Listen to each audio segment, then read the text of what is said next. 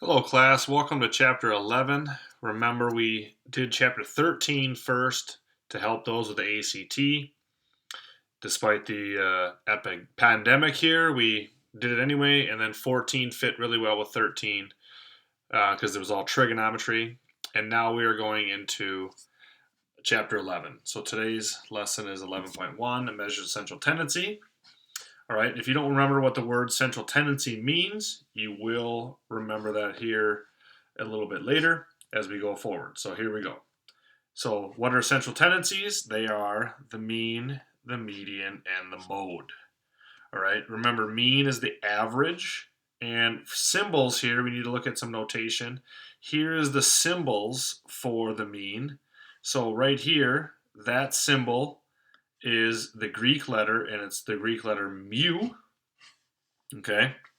And this other symbol right here, that is another word for the mean, which you might know, and you'll see more of this, and that's called X bar.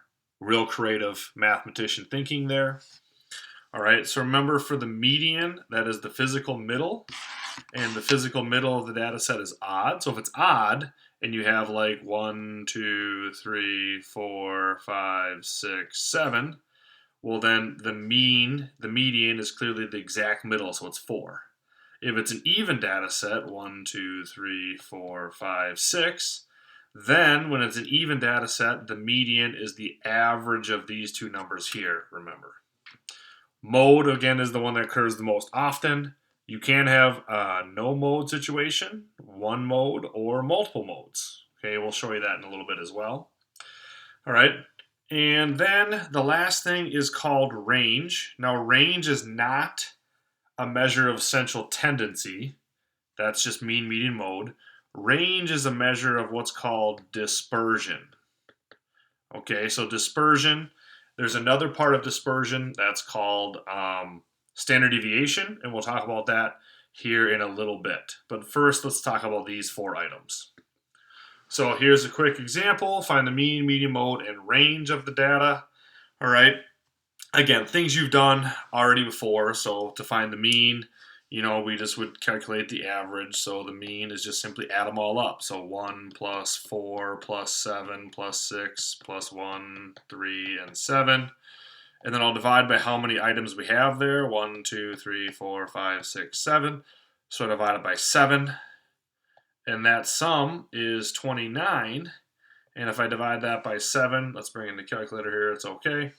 So 29 divided by 7, you can see there 4.14285713.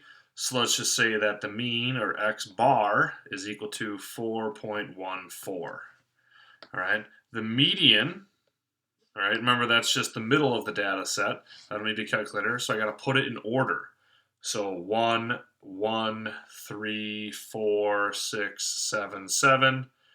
What is the middle of the data set? So there's 1 out there, there. So 4 is the median. There's no abbreviation for median, so we just have to say median is 4. All right. The mode is whichever one happens the most often. So the mode in this case is a 1 and a 7. So we call that bimodal because it has 2 modes, like bicycle would have 2 wheels. And then lastly, we have to find the range. And the range, again, is just max minus min. So in this case, it is 7 minus 1, which is 6.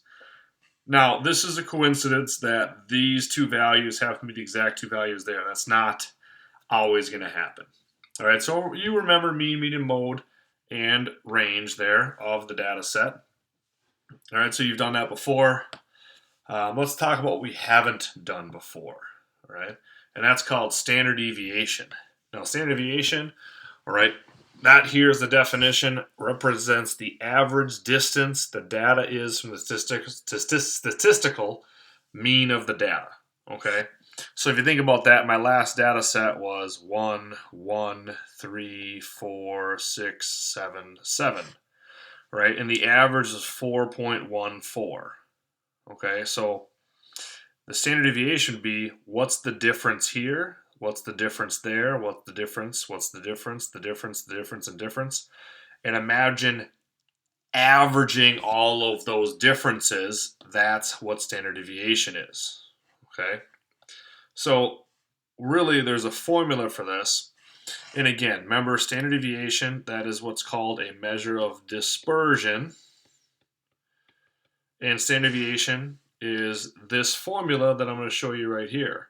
Before I show you, standard deviation is a better it's a better tool and a better calculation. It's a better value than range, because range only includes two values, the max and the min.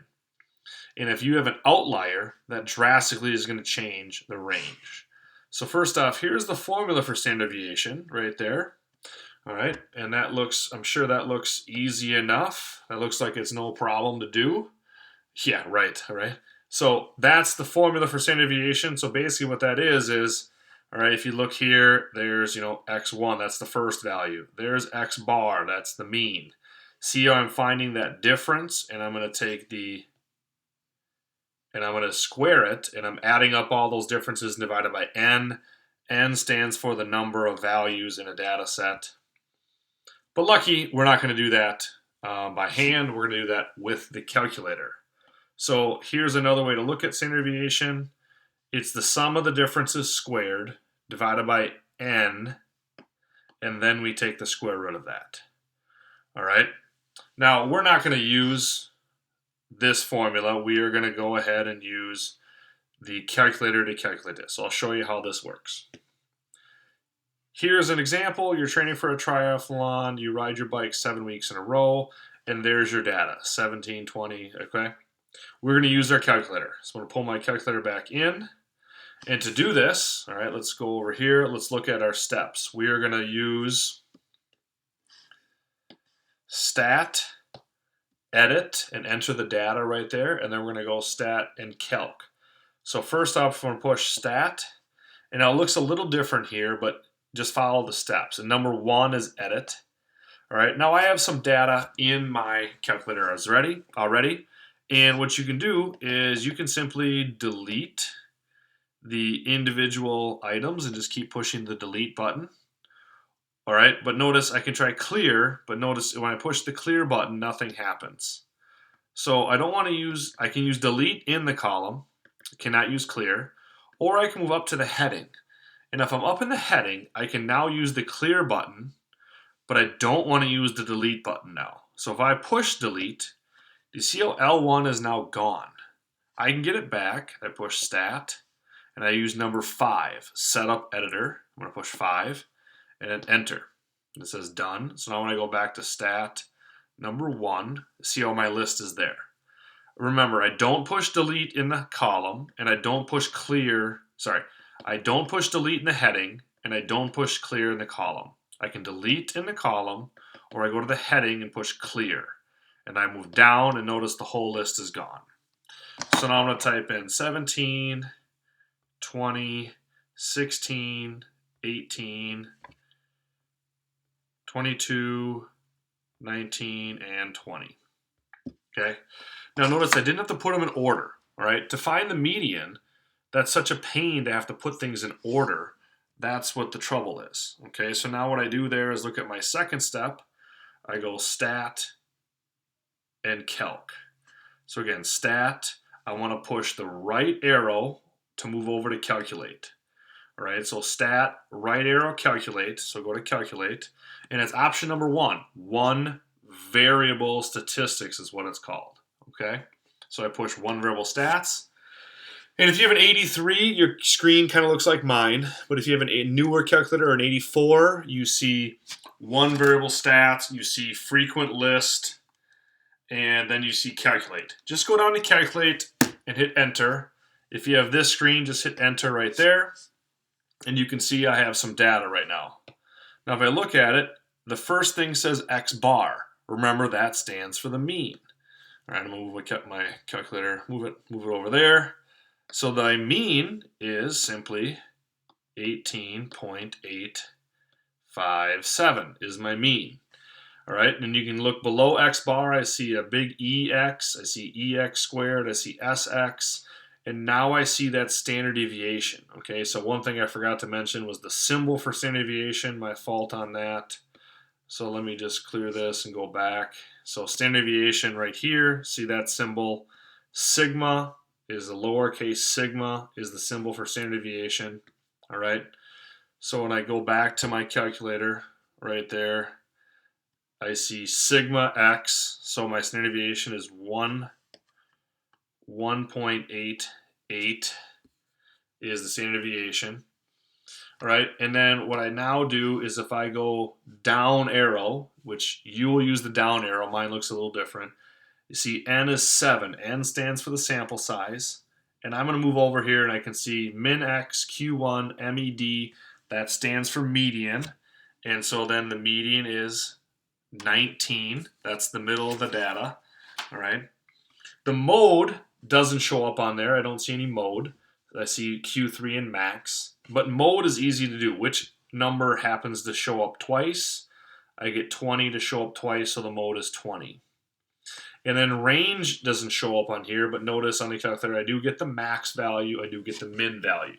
So the calculator put it in order, figured out the minimum, figured out the middle, figured out the maximum for us. So now the max is simply 22 minus 16, and that is 6. So, all right, so let's look at what we did again. We did stat edit, stat number 1. Then I did stat, and it moved to the right arrow to get to calculate, option 1, to get to one variable statistics. Okay, so let's try that on another example here. All right, so now same idea, but now if I look at number 2, it says your mileage the next week is a 3. So now I'm going to add a number 3 here. Now we're going to call that an outlier. Okay, so if you remember our old data here, which we had 18.857, our median was 19, the mode was 20, the range was 6, and standard deviation was 1.88. Now what I'm going to do is I have another number 3. So I go back to stat, I want to edit, and I'm going to add another option in there and type number 3 in. Now I have a number 3 in my data. So again, I go stat, push the right arrow over to calculate, number 1, and I hit enter again. All right. Now my new data is the mean is 16.875. My standard deviation again is that sigma x down there on the almost at the bottom. Notice my n value is now 8, and right above that is the 5.5, let's just say 33 is now my new standard deviation. You want to push the down arrow to get to median. For me, I go a little bit over. My new median is 18.5. And then my mode is still the exact same value. It's still 20 because that didn't change. The number 20 still happened to be more than once. And an outlier can never affect the mode because an outlier is not a repeated value. And now the range is from 22 to 3, max to min. And so now my range is 19. Okay, so the calculator has done this for us. We got all our values right there on the calculator. We have, I'll look here, I'll do this. These are the new values with the outlier, and in red are the old numbers without the outlier. Okay, so what happened to the outlier? Which measures of central tendency does the outlier affect the most? Well, that's the range. The range was the most affected by any outlier. What was affected the least? Well, the least affected will be the mode, because the mode is never going to change with an outlier. Number 4, what effect does the outlier have in the range? Well, it'll increase the range always. And what effect will it have on the standard deviation? Well, it's also going to increase the standard deviation, but it increased the standard deviation a lot less. The range increased by almost 15, whereas the standard deviation only increased by like 4. So that's a huge difference. All right, so now with the calculator there, hopefully you can figure out these questions for this assignment. Good luck on that, and we'll talk to you later.